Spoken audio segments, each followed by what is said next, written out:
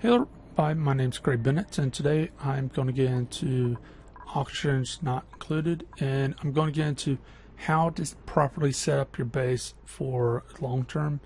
I played this game quite a bit, and I found a base that is very much stable.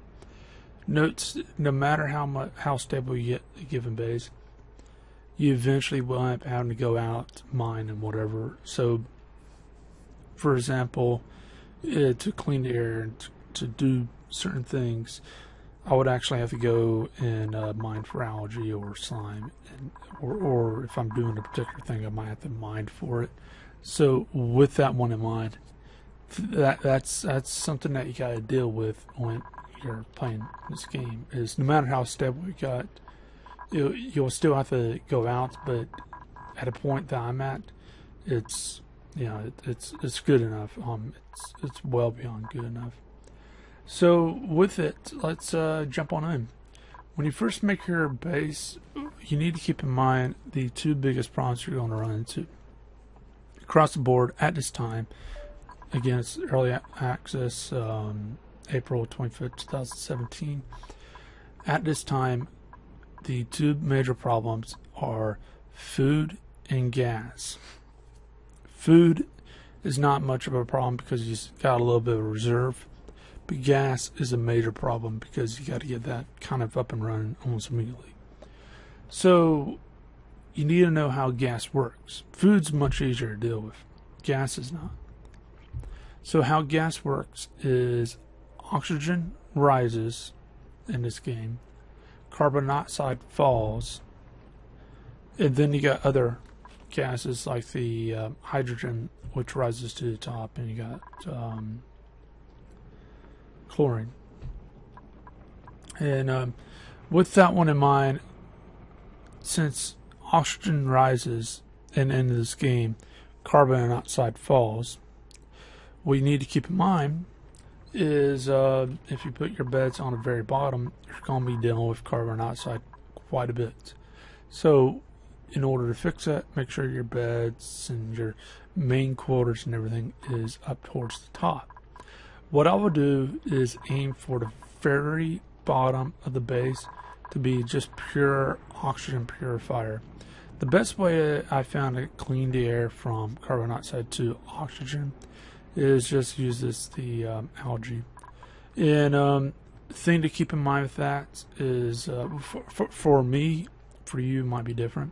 For me, right below it, I put in the compost, and one of the problems that you're going to get with the outpost is the polluted dirt, which is crap. So you need to put in something in that way it's not cause problems. I'll also put a storage compactor near the compost pile if you put it on the very bottom, and go ahead and put deep polluted dirt in it. And I'll get a little bit more into that in a second. But that's the biggest thing that you gotta keep in mind is oxygen rises to the top, so you need to aim for building from the top down, and even more so have the living areas and stuff where your people are going to be at a lot towards the top. What I'll do when you're first starting is take a look all around, see what's there.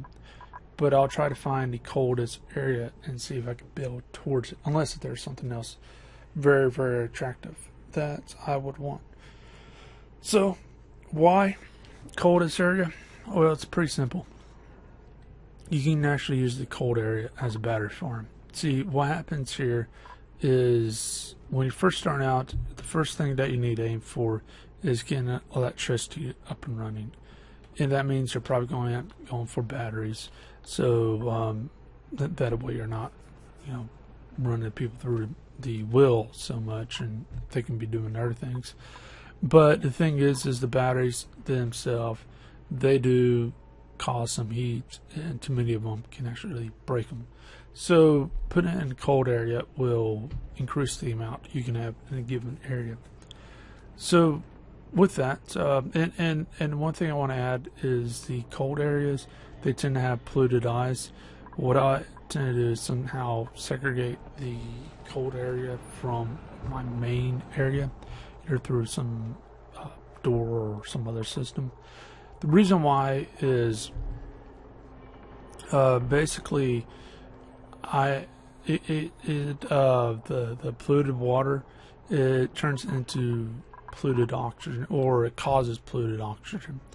Polluted oxygen is something that you don't want because your people in here, they don't seem to notice that they're breathing polluted oxygen, but it gets them sick and can potentially kill them.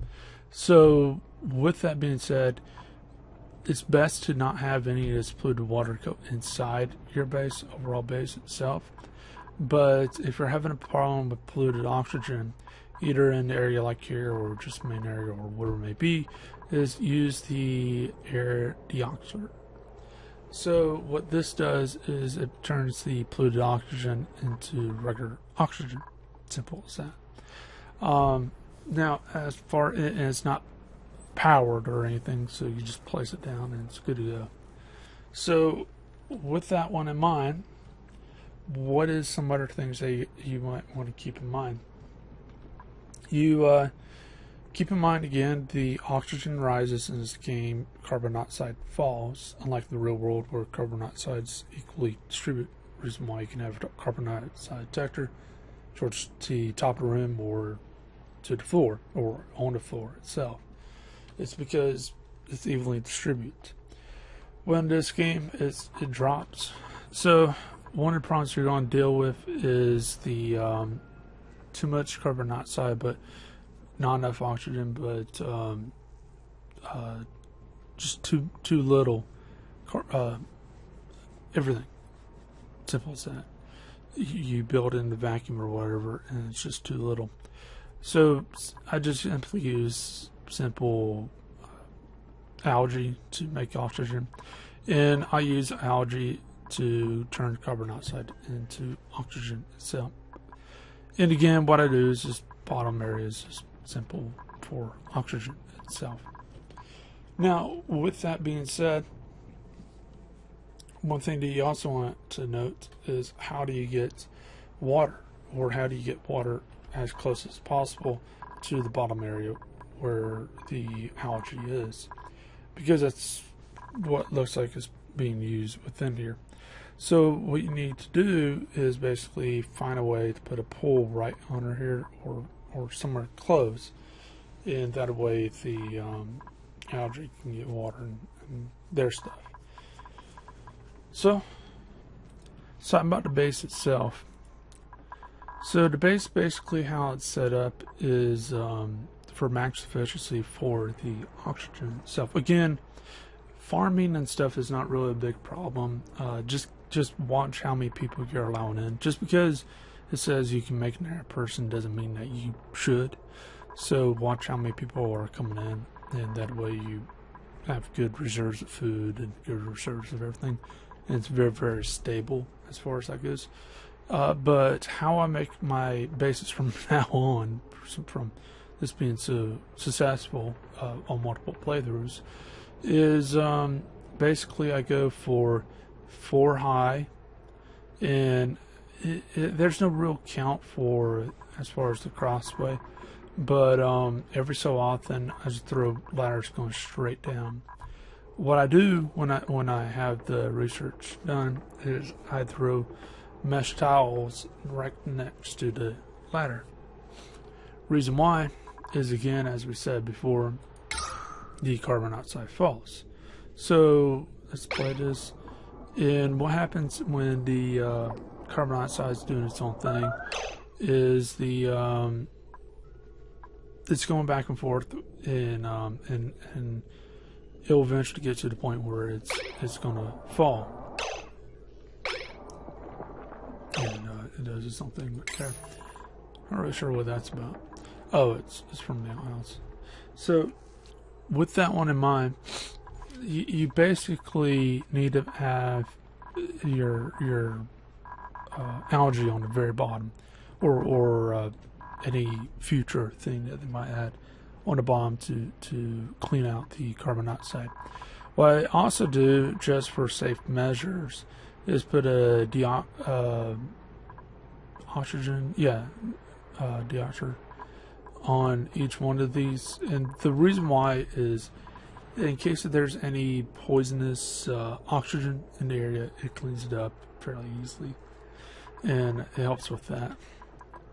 So with that, now the biggest things, three biggest things that causes carbon monoxide is obviously one's the players, which is a major thing, but the other ones is the outhouses or the actual storage components.